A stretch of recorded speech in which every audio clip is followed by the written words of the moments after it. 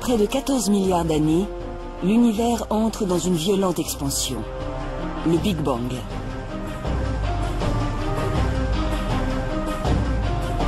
Le temps, l'espace, la matière et l'énergie surgissent du néant.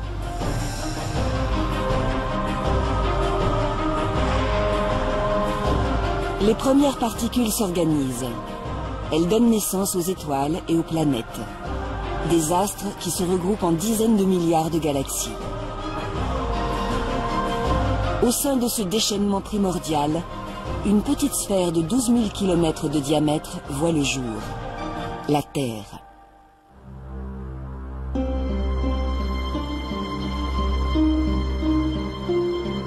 Elle tourne à 150 millions de kilomètres de son étoile. Juste la bonne distance pour qu'il ne fasse ni trop chaud, ni trop froid.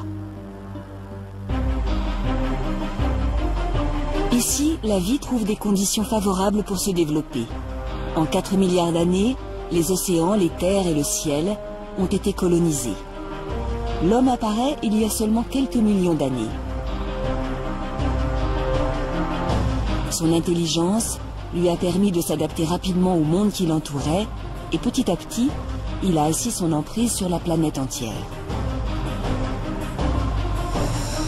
Aujourd'hui, nous sommes plus de 7 milliards.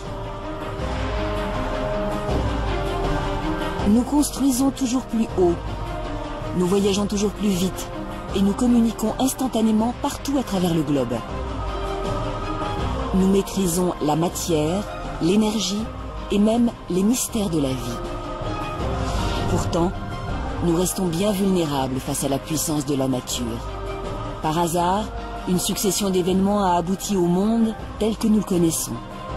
Par hasard aussi, ces phénomènes pourraient l'anéantir à jamais.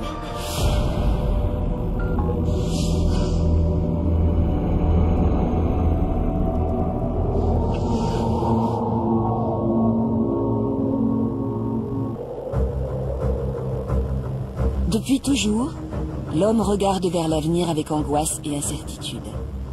Il est le maître du monde, mais il sait pertinemment que ce monde pourra être réduit au néant.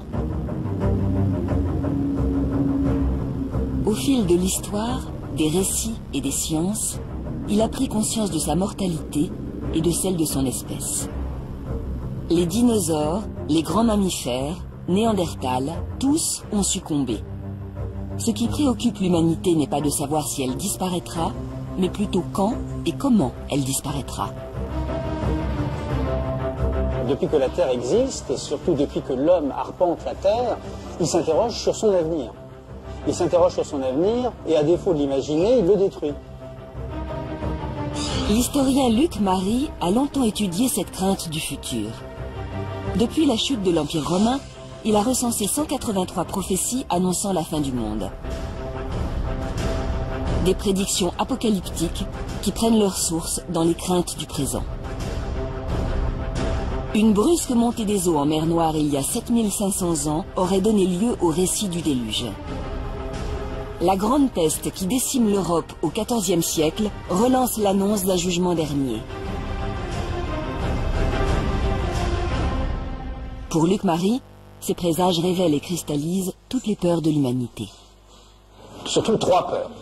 La peur de l'invisible, la peur de l'inconnu et la peur de l'avenir.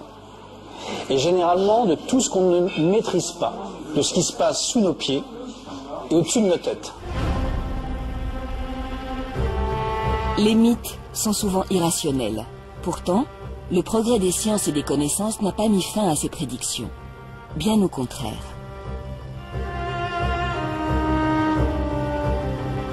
Les scientifiques nous ont appris que tout ce qui existe dans la nature est périssable. Et ils nous ont appris aussi que l'environnement terrestre est hostile. Donc les scientifiques ont rejoint quelque peu les religieux en disant que oui, en effet, on peut envisager une fin. Au-delà des croyances, la fin du monde serait bel et bien prévue par les scientifiques. Alors qu'en est-il vraiment ? Quel malheur risque de s'abattre sur nous ? La première menace pourrait bien venir du ciel. Méconnue et inaccessible, il fut la scène privilégiée des prophéties au cours de l'histoire. On pensait que le ciel était intangible, que les astres étaient immuables. Alors dès qu'on voyait quelque chose bouger, on se demandait ce que ça voulait dire. Une nouvelle étoile dans le ciel, c'était l'annonce d'une future catastrophe.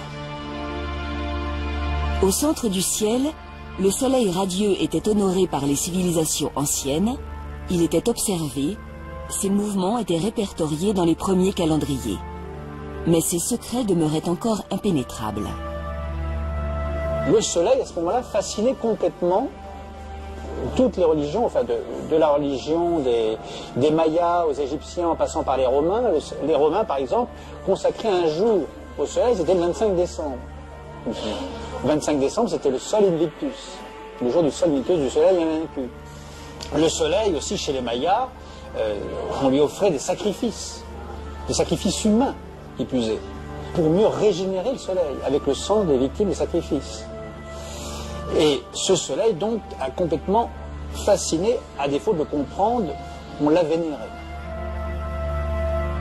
Ces croyances ont beau avoir disparu, le soleil continue de dominer nos vies, beaucoup plus qu'on ne peut l'imaginer.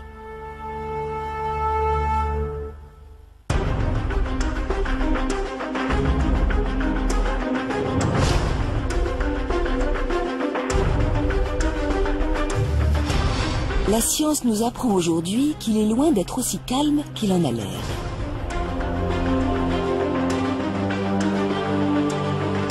Gigantesque boule de gaz 1 million de fois plus grosse que la Terre, le Soleil subit en effet des phénomènes d'une violence extrême. Dans son noyau se produisent en permanence des réactions nucléaires qui transforment l'hydrogène en hélium. La température y atteint 15 millions de degrés et l'énergie dégagée est phénoménale.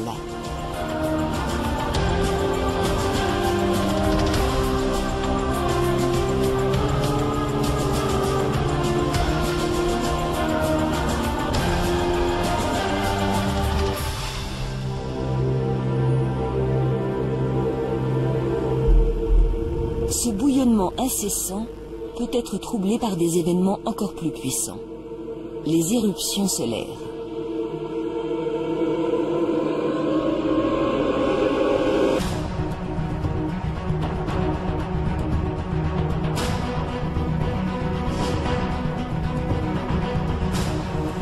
De véritables tempêtes qui projettent de la matière jusqu'aux confins du système solaire et peuvent mettre en péril toute notre civilisation.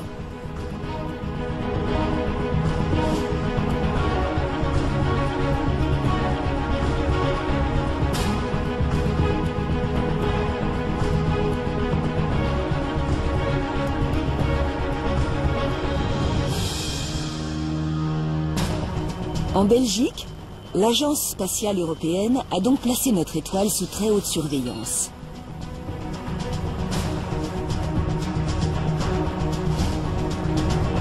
L'objectif, comprendre comment naissent ces gigantesques explosions et surtout tenter de les anticiper.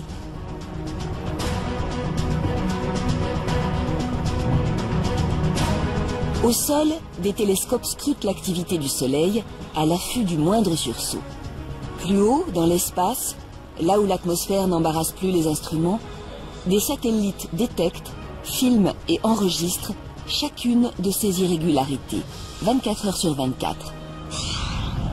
Juha-Pekka Luntama dirige ce vaste programme baptisé Space Weather.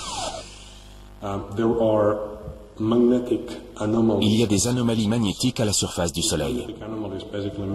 Le champ magnétique du Soleil est tordu à certains endroits qu'on appelle des taches solaires. Ces régions sombres à la surface du Soleil.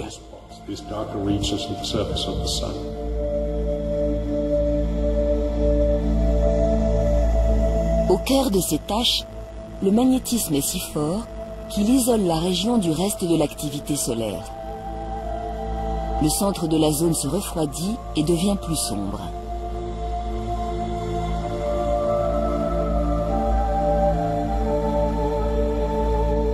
Certaines taches mesurent 10 fois le diamètre de la Terre, et c'est autour d'elles que les éruptions semblent prendre naissance. Le champ magnétique se déforme et se tord sur lui-même, créant des arches de matière gazeuse, des filaments qui peuvent se rompre à tout moment.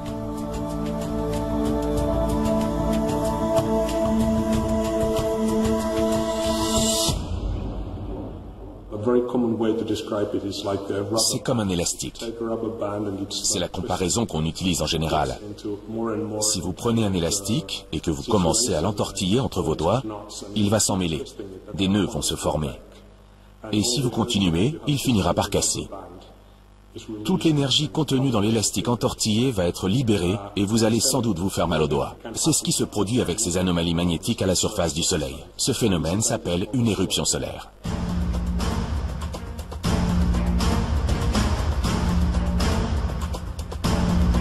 L'énergie retenue par le champ magnétique est relâchée d'un coup. Le rayonnement émis équivaut à celui de plusieurs millions de bombes nucléaires. En parallèle, des milliards de tonnes de matière sont violemment projetées dans l'espace.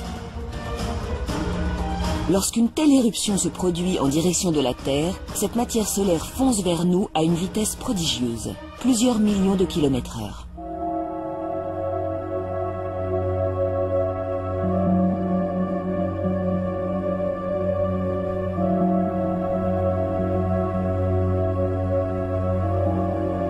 Heureusement, le champ magnétique qui entoure notre planète nous protège de ce terrible flux de particules.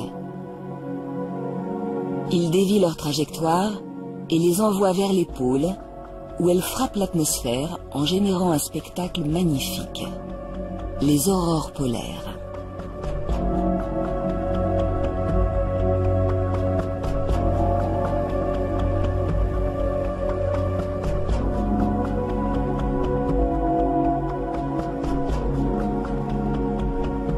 Mais des tempêtes solaires particulièrement violentes peuvent avoir d'autres conséquences, bien plus dévastatrices.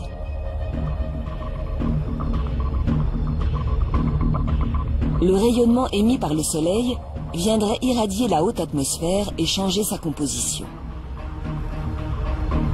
Les signaux émis par les satellites seraient perturbés, et parfois même totalement rompus. Système de navigation et de guidage, télévision, Internet, téléphone portable, notre réseau mondial s'effondrerait.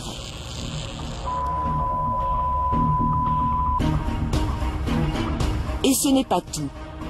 Le champ magnétique de la Terre ne jouerait plus totalement son rôle de bulle protectrice. En le percutant, les particules solaires interagissent avec lui et génèrent des courants électriques. Elles provoquent des orages magnétiques. Certains animaux vont remarquer ces tempêtes, notamment les oiseaux qui s'appuient sur le champ magnétique de la Terre pour leur migration. À cause de ces tempêtes, ces oiseaux seront momentanément désorientés. Mais le problème principal avec ce genre d'événement vient de la présence sur Terre d'infrastructures conductrices, comme les lignes à haute tension, surtout celles orientées nord-sud. Les lignes à haute tension vont agir comme des transformateurs sur ces courants électriques présents dans la magnétosphère. Une partie de l'énergie de la magnétosphère va être véhiculée par les lignes à haute tension vers leurs transformateurs. Cela peut perturber sérieusement le fonctionnement des lignes à haute tension. Ça peut aller jusqu'à détruire leurs transformateurs, et donc dans ces cas-là, c'est la panne de courant.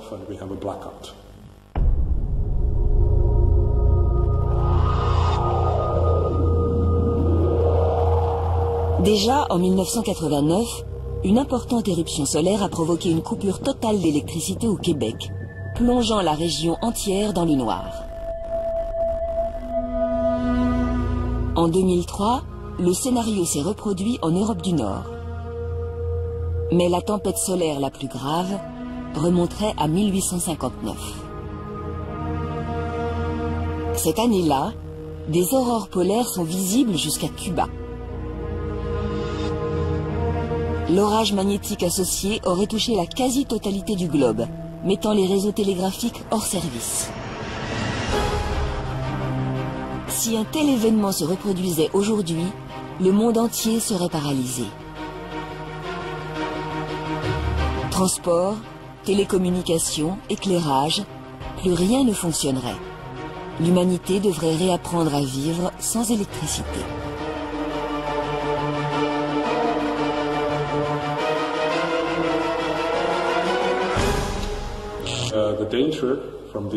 Ces phénomènes solaires mettent en danger nos infrastructures, la navigation par satellite, qui est de plus en plus omniprésente, et plein d'autres systèmes.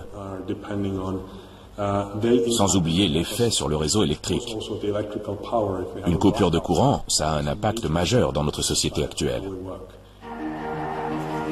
Selon les spécialistes, des éruptions de cette envergure se produisent tous les 100 à 500 ans à la surface du Soleil. La plus récente date de 150 ans. Le pire est donc à venir.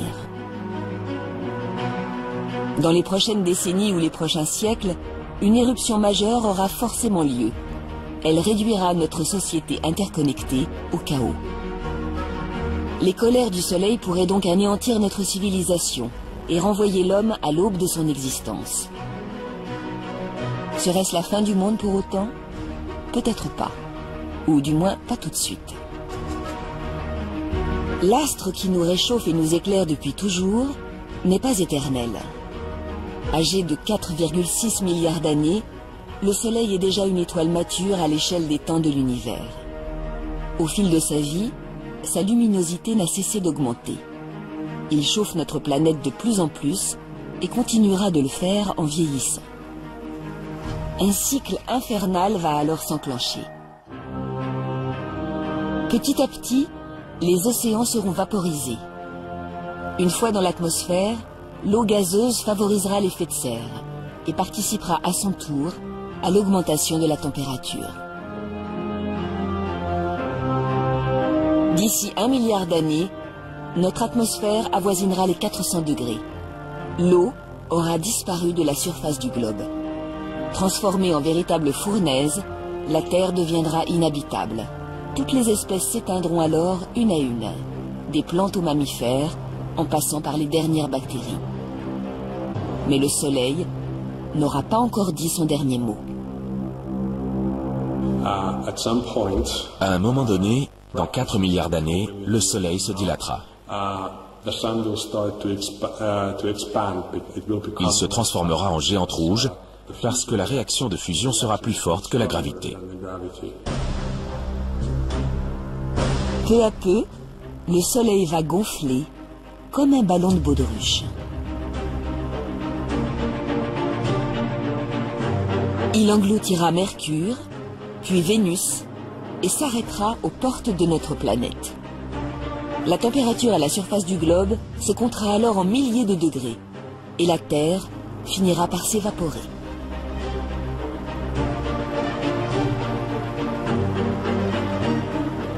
Le Soleil terminera ensuite sa vie. Il s'effondrera sur lui-même et se refroidira.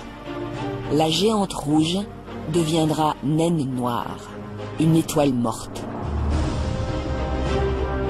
La fin du monde aura donc bien lieu. La Terre née avec le Soleil disparaîtra avec lui.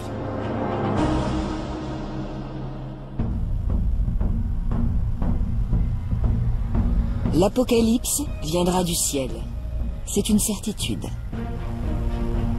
Mais certains prophètes l'envisagent autrement, plus brutal, et surtout, beaucoup plus tôt.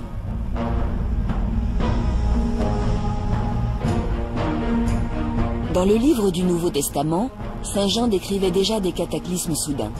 Ils sont provoqués par les 7 anges de l'Apocalypse. Le premier sonna de la trompette, une grêle de feu mêlée de sang se précipita sur le sol, le tiers du sol brûla, ainsi que le tiers des arbres et toute plante verte. Une description très symbolique. Il faut attendre le progrès des sciences au siècle dernier pour que la menace se fasse plus précise.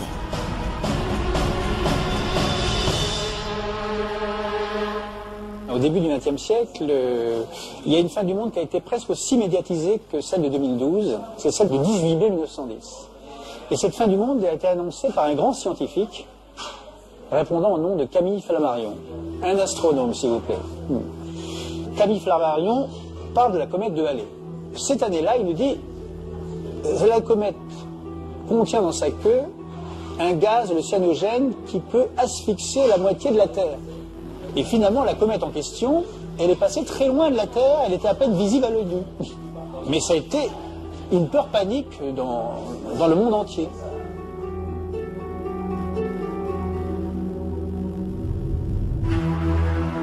La fin du monde, c'est toujours le reflet des angoisses d'une époque. Au XXe siècle aussi, dans beaucoup de films, parce que le XXe siècle, on peut le découvrir à travers les films. Et ce qui est récurrent aussi, c'est les astéroïdes qui percutent la Terre. Cette fois-ci, la description des films hollywoodiens est sans ambiguïté.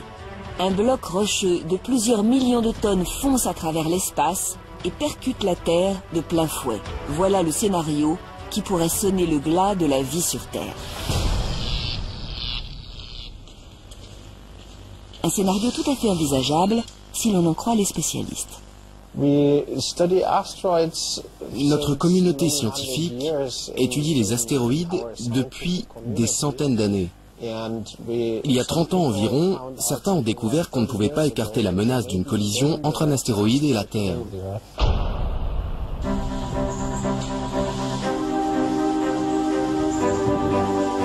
Detlef Kochny a commencé à s'intéresser aux astéroïdes en tant qu'amateur. Il observe le ciel depuis l'âge de 14 ans.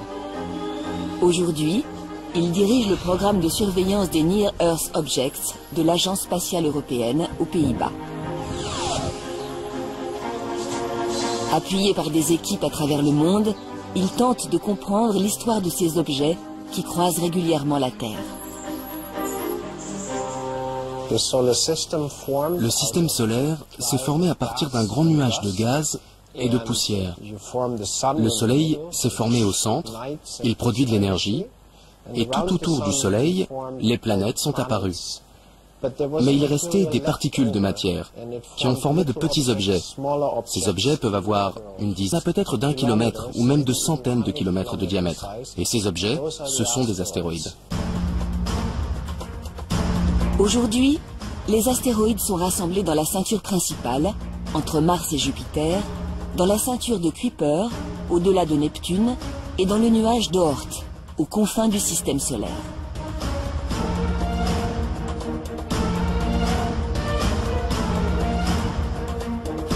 Mais ils ne restent pas toujours sagement regroupés dans ces zones.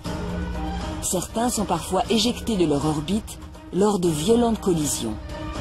Ils errent alors dans le système solaire à quelques dizaines de milliers de kilomètres/heure et peuvent croiser l'orbite de la Terre à tout moment. Il devient impératif de les détecter et de connaître leur trajectoire pour anticiper une éventuelle collision.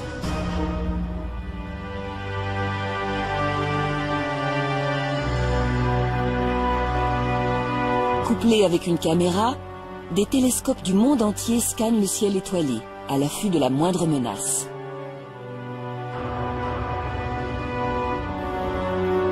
Dès qu'un objet est repéré, il est passé au crible. L'imagerie infrarouge permet de déterminer sa chaleur et sa masse. Les radars affinent l'estimation de sa taille. D'autres techniques permettent de déduire sa composition, roche ou métal. Les ordinateurs prennent ensuite le relais. Ils calculent l'orbite et la dangerosité de l'objet à partir de toutes ces données. Mais l'équation est complexe. D'autant que la Terre joue elle aussi un rôle crucial dans la trajectoire des astéroïdes. Le problème, c'est qu'il pourrait aussi être dévié par la force d'attraction terrestre.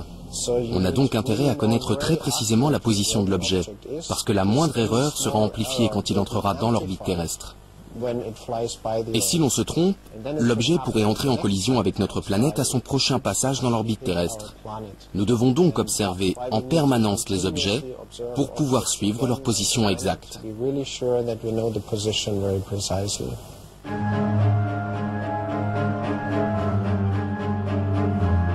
Malgré les calculs très précis des astrophysiciens, certains astéroïdes jouent des tours à la communauté scientifique.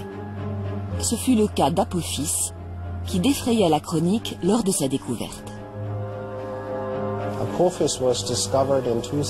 Apophis a été découvert en 2004, juste avant Noël. Au départ, selon toute probabilité, il devait heurter la Terre en 2029. Mais en l'observant sur une longue durée, on a conclu que cette probabilité était bien moins grande que ce que l'on pensait, qu'elle était même très faible. Néanmoins, on s'est aussi aperçu que lorsqu'il croisera l'orbite terrestre en 2029, il passera à une distance telle qu'un impact n'est pas exclu à son prochain passage. Cette catastrophe pourrait maintenant se produire en 2036. Mais Apophis est loin d'être le seul à menacer notre planète. Les scientifiques ont dressé une liste des astéroïdes qui croiseront l'orbite de la Terre d'ici la fin du siècle. Ils sont environ 300 à pouvoir potentiellement nous heurter. Les plus petits mesurent une dizaine de mètres, les plus gros plusieurs centaines.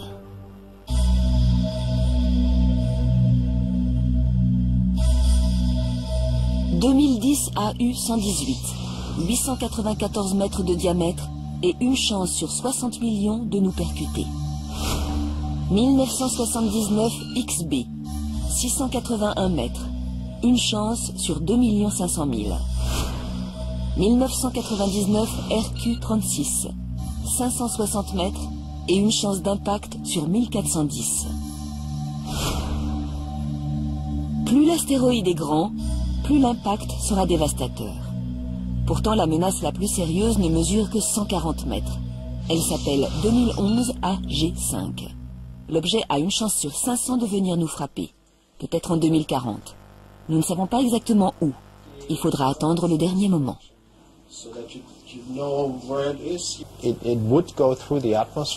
Il traverserait l'atmosphère, heurterait le sol et laisserait un cratère. Étant donné sa taille, les dégâts pourraient être régionaux, voire plus importants. Des dégâts régionaux, ça signifie qu'il serait capable de détruire une grande ville s'il tombait dessus. Et si c'est plus, il pourrait aller jusqu'à rayer de la carte un pays entier. 2011 AG5 n'est pas le plus gros astéroïde détecté par les astronomes. C'est surtout avec lui que l'impact est le plus probable. Mais la liste de 300 est loin d'être exhaustive.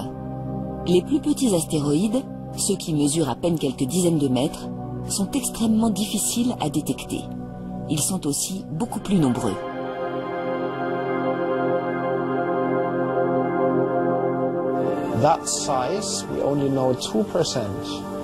On ne connaît que 2% des objets de cette taille. Il en reste donc 98% que nous ne connaissons pas. C'est pourquoi nous avons besoin de toujours plus de télescopes pour pouvoir découvrir ces objets. 2%, ce n'est pas beaucoup. Moins d'un 20e de ces objets ont été détectés. Et pourtant, s'ils ne détruiraient pas un pays entier comme leurs confrères, ils pourraient tout de même raser une grande ville. Les scientifiques continuent leurs recherches et les menaces ne manquent pas. Un astéroïde, connu ou non, pourrait très bien nous foncer dessus avant la fin du siècle. Sans parler de fin du monde, les dégâts seraient considérables. Des millions de personnes succomberaient. Face à ce risque, les chercheurs envisagent tous les moyens d'éviter la catastrophe. Si l'objet est relativement petit, c'est très simple. Vous évacuez la zone de l'impact. Mais encore faut-il connaître précisément cette zone d'impact. Dans le doute, il vaut mieux évacuer un périmètre plus large. S'il s'agit d'un objet de plus grande taille, capable de détruire tout un pays, là, il n'est pas réaliste de penser qu'on va pouvoir évacuer la zone. Les scientifiques travaillent alors sur des missions visant à dévier les astéroïdes de leur trajectoire. Une des plus abouties projette d'envoyer un satellite très lourd contre l'objet. Une simple impulsion. Le choc va être très léger dans la mesure où la masse de l'astéroïde est nettement supérieure à celle d'un satellite. Mais si vous le faites suffisamment à l'avance, avant qu'il n'arrive à proximité de la Terre, cela peut suffire à dévier sa trajectoire. Comme dans les films de science-fiction, aussi envoyer directement tout notre arsenal nucléaire contre lui, voire le faire exploser de l'intérieur. C'est effectivement le seul moyen de dévier un astéroïde très proche de la Terre. Mais il vaudrait mieux éviter de le faire exploser. Il se désagrégerait alors en milliers de petits corps qui risqueraient à leur tour de heurter la Terre.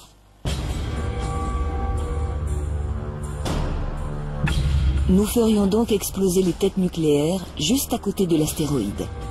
L'énergie déployée permettraient peut-être de le dévier suffisamment, même au dernier moment. Ces solutions sauveraient un pays entier de la catastrophe, à condition de voir la menace venir. Cependant, il existe des astéroïdes contre lesquels nous ne pourrions rien faire. Ceux qui pourraient réellement provoquer la fin du monde tel que nous le connaissons. Ils mesurent plusieurs kilomètres de diamètre. Heureusement pour nous, leur taille les rend facilement détectables et les scientifiques estiment en connaître la quasi-totalité. Aucun d'eux ne compte nous croiser d'ici la fin du siècle. Nous serions tranquilles pour des centaines de millions d'années. Pourtant, un tel cataclysme s'est déjà produit.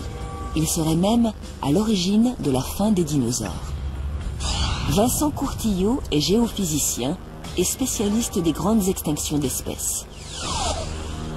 On pense qu'un astéroïde de 10 km de diamètre est tombé sur la Terre, quelque part au Yucatan, au Mexique, il y a 65 millions d'années. Ce choc aurait provoqué un cratère de plus de 100 km de diamètre, de 40 km de profondeur au moment de l'impact. Il aurait vaporisé de la matière de la croûte qui avait été impactée par l'astéroïde. Il aurait projeté dans l'atmosphère des particules chaudes, des gaz, du gaz carbonique, du gaz sulfureux, des pluies acides, tout un tas de catastrophes qui auraient gravement affecté la vie. Ce sont les 2/3 de toutes les espèces vivant à la surface de la Terre à cette période-là qui ont disparu en une période qui est de l'ordre, pour le géologue, du million d'années. Une crise d'extinction massive. Une hécatombe planétaire. Mais pour beaucoup de scientifiques, l'impact d'astéroïdes ne suffit pas à lui seul à expliquer un tel cataclysme. Il se serait produit au même moment un volcanisme hors norme qui métamorphosa la surface de la Terre pendant près d'1 million d'années, les trappes du Décan.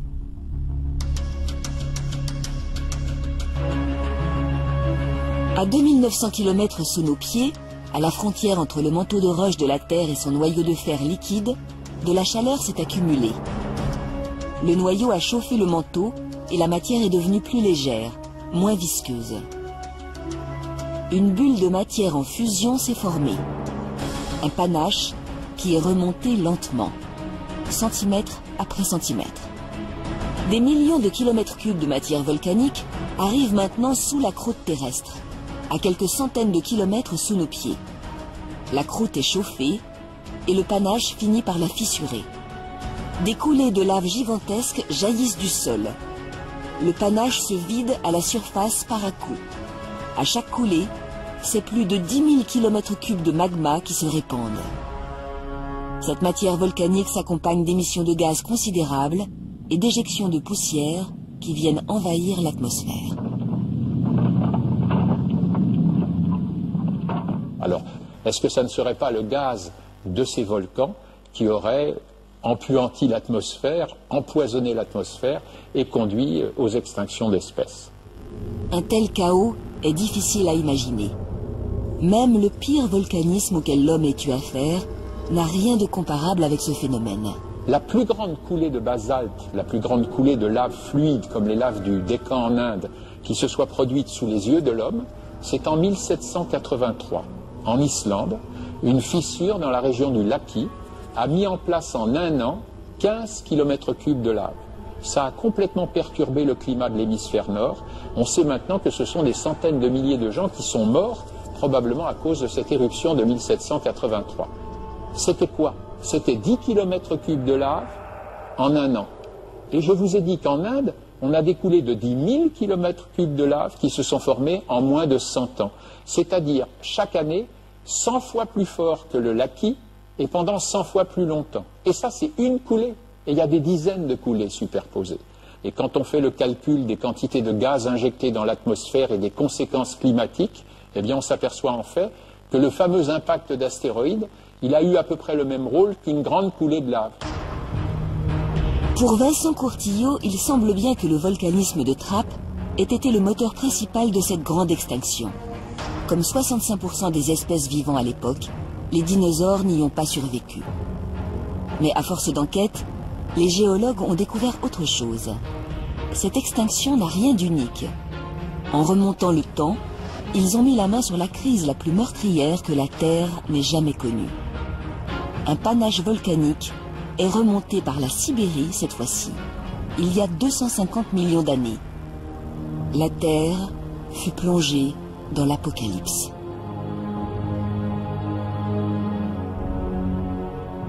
On pense par des calculs statistiques que c'est 99% de tout ce qui vivait sur Terre qui a disparu en moins d'1 million d'années. Et vous voyez qu'on peut parler là, pour la biosphère, d'une quasi-fin du monde, puisqu'on est passé à 1% de la disparition de la vie sur Terre. Donc, il y a 250 millions d'années, on est passé à un cheveu d'une vraie fin du monde, et 5 ou 6 fois dans l'histoire géologique des 500 derniers millions d'années, il s'est produit une crise de ce type. Les trappes ont donc régulièrement sonné la fin d'un monde. Et cela se reproduira, forcément. C'est un phénomène inhérent à l'activité de la Terre. Les continents dérivent, les montagnes se créent et les volcans grondent. On a vu qu'en moyenne, il y a une éruption de ce type tous les 30 millions d'années. La dernière fois qu'il y a eu une grande éruption de ce type, c'est en Éthiopie, il y a 30 millions d'années. Alors si je vous dis, la dernière était il y a 30 millions d'années, la prochaine c'est maintenant. Mais c'est maintenant à l'échelle du million d'années, et en sachant que quelquefois ça peut être 10 ou 100 millions d'années entre deux éruptions. Que sommes-nous face aux millions d'années? Face à un ciel assombri par les gaz et les poussières volcaniques. Ces phénomènes nous dépassent. Mais même à notre dimension, la nature sait se montrer violente.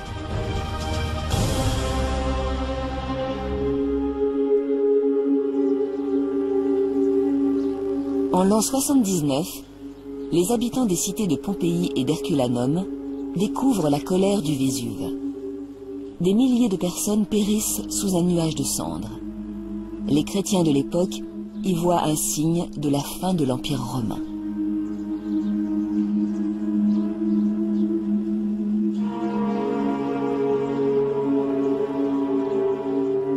Aujourd'hui, la ville de Naples compte plus de 2 millions d'habitants, au pied du Vésuve.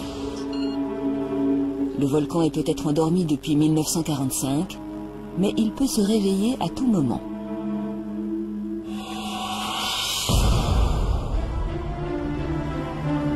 Et il n'est pas le seul à menacer l'agglomération napolitaine. De l'autre côté de la baie se trouvent les champs Phlédréens.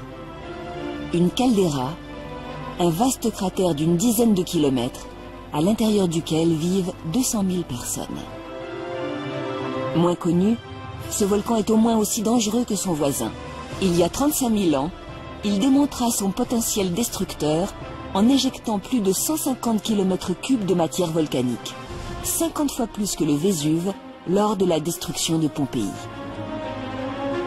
Depuis 500 ans, les scientifiques croyaient les champs phlédréens plus sages. Mais il y a 30 ans, le sol est remonté de plus de 3 mètres.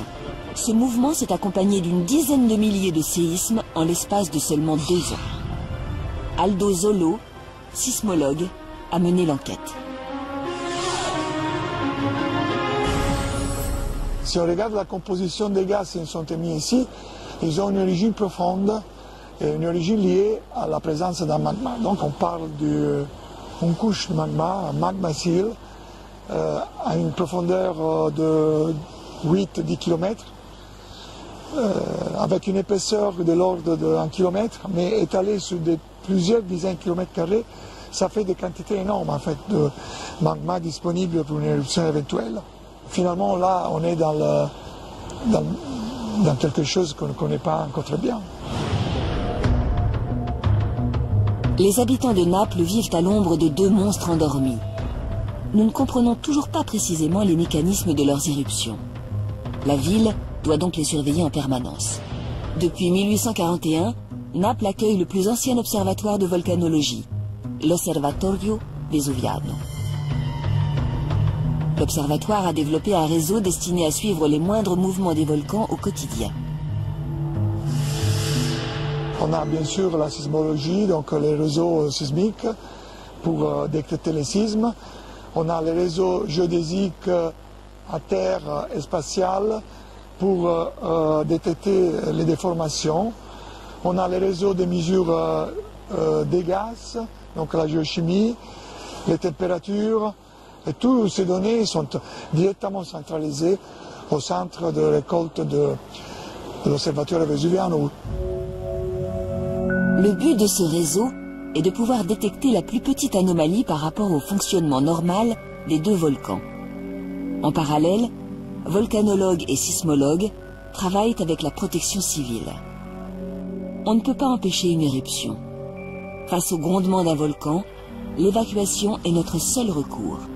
D'une part, il y a les temps qui sont nécessaires pour effectuer certaines actions de mise en sécurité. Par exemple, mettons qu'on veut protéger la région autour de ce volcan, combien de temps j'aurais besoin pour mettre en sécurité, donc évacuer les personnes. Et nous savons que ces mécanismes de déplacement des populations ne sont pas immédiats. Et donc, il faut être prêt pour agir le plus rapidement possible. Les scientifiques sont sur le qui-vive. Ils sont pourtant confrontés à un second problème. Une activité sismique hors norme. Une remontée de gaz ou une augmentation de la température sont autant de signes annonciateurs d'une éruption. Mais parfois, rien ne se passe. Plus on souhaite déclencher l'alerte en amont de la catastrophe, plus on risque la fausse alerte et le déplacement de dizaines de milliers de personnes. La société doit être prête à ce compromis. C'est le prix à payer pour vivre en sécurité au sein d'une nature brutale. Qu'est-ce qu'il existe entre ces volcans que nous connaissons à l'échelle humaine et les énormes trappes où nous avons chiffré les volumes de lave en millions de kilomètres cubes? Donc entre kilomètres cubes et millions de kilomètres cubes, est-ce qu'il y a quelque chose d'intermédiaire? Eh bien oui, il y a ce qu'on appelle les super-volcans ou super-éruptions. On retrouve ces super-volcans un peu partout sur notre planète. Comme pour les champs flégréens de Naples, ils se présentent sous la forme de vastes cratères où la nature a repris ses droits. Yellowstone, aux États-Unis, est sans doute le plus connu d'entre eux. Un parc naturel calme et parfois jalonné de geysers. Mais cette activité hydrothermale trahit la présence d'un volcan. Ce que les géologues ont découvert, c'est dans toute cette région, sur des milliers de kilomètres carrés, des cendres volcaniques dont ils ont vu que le volume était en fait considérable et qu'ils ont daté en utilisant les isotopes, et ils se sont aperçus que ces éruptions avaient le même âge. Les scientifiques ne s'attendaient pas à cela. Toutes les cendres ne proviendraient que de 3 éruptions majeures. Elles auraient eu lieu dans les 2 derniers millions d'années. Les chambres magmatiques des volcans actuels que nous connaissons sont de l'ordre de quelques kilomètres cubes du volcan. Les chambres magmatiques des super-éruptions devaient faire quelques milliers de kilomètres cubes. Plus de 2000 km3 de magma éjectés en une seule éruption. 1 millier de fois plus que le Vésuve lors de la destruction de Pompéi. C'est quelque chose d'assez effrayant quand sans doute sur des centaines de kilomètres carrés, des fontaines de lave et des explosions et des effondrements de calderas se produisent en même temps. Mais on ne pense pas que ce soit vraiment des fins du monde. Pour le Yellowstone, c'est plus de la moitié des États-Unis qui seraient dévastés. Mais là encore, ces éruptions sont difficiles à prévoir. Nous ne pouvons pas les étudier à l'échelle des millénaires. Nous savons simplement que le Yellowstone est entré en éruption tous les 700 000 ans environ. La dernière date de 640 000 ans. Et la prochaine? Dans 1000 ans? 10 000 ans? Nos lointains descendants verront ce monstre à l'œuvre. Une vision apocalyptique sans doute, mais pas de fin du monde annoncée. Le mot apocalypse, ça veut dire révélation. On dévoile l'avenir. On dévoile l'avenir, c'est pas forcément la destruction, mais c'est une révélation sur les temps à venir. Donc ça peut très bien aussi être l'avènement d'un monde nouveau, plus juste. Astéroïdes, volcanisme, extinction de masse. Nous voyons ces événements comme des malheurs. Il s'agit pourtant des moteurs de la vie. L'histoire nous apprend qu'ils ont provoqué la fin d'un monde à plusieurs reprises. Mais ces cataclysmes laissent aussi le champ libre aux survivants. Il y a 65 millions d'années, les dinosaures ont disparu. D'autres espèces ont alors pu se développer très vite sur cette nouvelle terre, débarrassée de la concurrence. Ce fut le cas des mammifères. ces espèces se mettent à évoluer très vite après ces catastrophes et à remplir petit à petit toutes les niches écologiques qui ont été laissées vacantes. Donc chaque extinction est suivie d'une renaissance et d'une diversification qui fait qu'au bout d'un moment, la biodiversité devient plus forte qu'elle n'était avant la catastrophe précédente. Et si on regarde comment évolue la biodiversité depuis 500 millions d'années, on voit qu'elle évolue de façon irrégulière, elle grimpe rapidement, occupe les niches écologiques, elle est en partie vidée par une catastrophe, mais elle repart de plus belle et aujourd'hui, la biodiversité est plus haute qu'elle n'a jamais été. Une mort, puis une renaissance. L'homme est le fruit de cette histoire chaotique et nous avons su en tirer profit. Nous avons colonisé la planète entière. Nous avons développé des outils pour dompter le monde. En fin de compte, nous ne sommes plus si petits face à la nature. Du haut de ces 7 milliards d'individus, l'humanité joue un rôle décisif sur la planète. James Aronson est écologue. Il étudie ce rapport entre l'homme et la nature. Une relation qui a profondément changé depuis quelques siècles et qui marque une ère nouvelle. On appelle cette ère l'Anthropocène, savoir l'ère géologique dominée par l'homme, où l'homme est l'espèce dominante, non seulement de la Terre, mais aussi de la biosphère. Pour satisfaire nos besoins croissants, nous puisons toujours plus de richesses. 60 milliards de tonnes de ressources naturelles sont extraites tous les ans, 2 fois plus qu'il y a 30 ans. Les exploitations humaines se développent partout où elles le peuvent. Sans y prêter attention, nous épuisons les sols, nous polluons, nous détruisons des milieux et des habitats naturels. Une des conséquences immédiates est la chute alarmante de la biodiversité. 50 à 1000 fois plus d'extinction d'espèces que lors des processus naturels.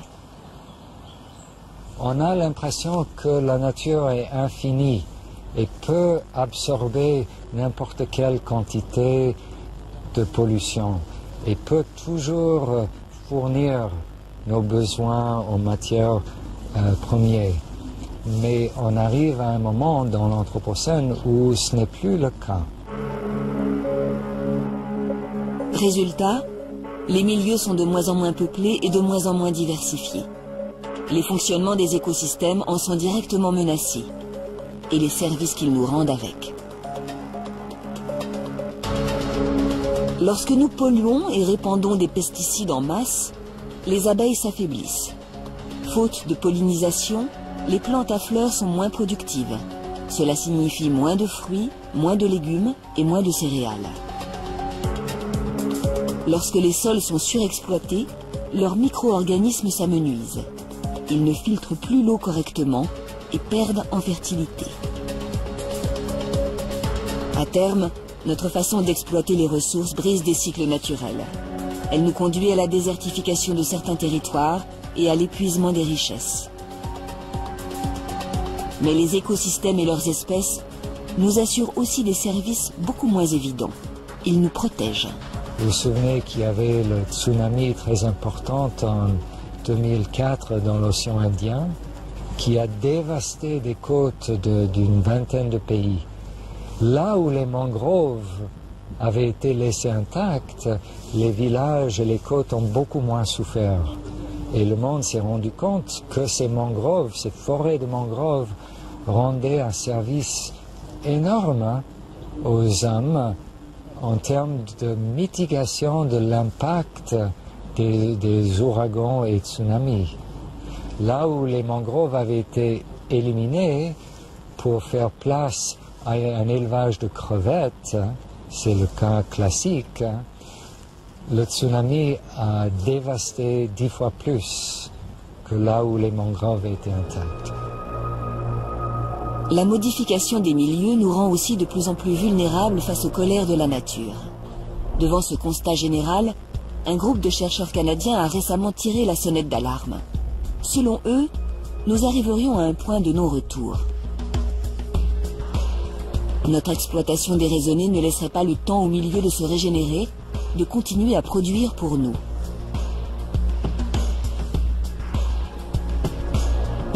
Il arrivera un jour où nous ne pourrons plus rien tirer de la nature, et il sera trop tard pour faire marche arrière. Sans ressources et sans protection naturelle, l'humanité sera affamée, assoiffée et démunie. Ces scientifiques prévoient le drame pour la fin du siècle, c'est-à-dire demain, à l'échelle des temps géologiques. Ce qui est sûr, c'est que nous sommes en train nous-mêmes de bouffer notre capital naturel et de vivre de ce capital. De ce fait, nous dégradons notre propre qualité de vie, notre capacité de réagir aux changements globaux et à notre bien-être, tout simplement. Si tout le monde vivait comme un Européen, aujourd'hui, tous les êtres vivants aujourd'hui, il nous faudrait 2 terres. Si tout le monde vivait comme les Américains moyens, il nous faudrait 3 terres. Changer de cap devient une nécessité. Nous nous sommes donné les moyens de dépasser la nature, il faut en être conscient. La recherche lance des pistes pour rétablir les milieux que nous avons surexploités et pour réétudier notre manière d'utiliser les richesses qu'il reste. James Aronson travaille à la restauration de ce capital naturel. En Méditerranée, des écologues tentent de repeupler les fonds marins. Dans certaines régions d'Afrique, l'agriculture est repensée. Un peu partout dans le monde, des projets fleurissent pour éviter que l'homme ne provoque à son tour la fin d'un monde, le sien.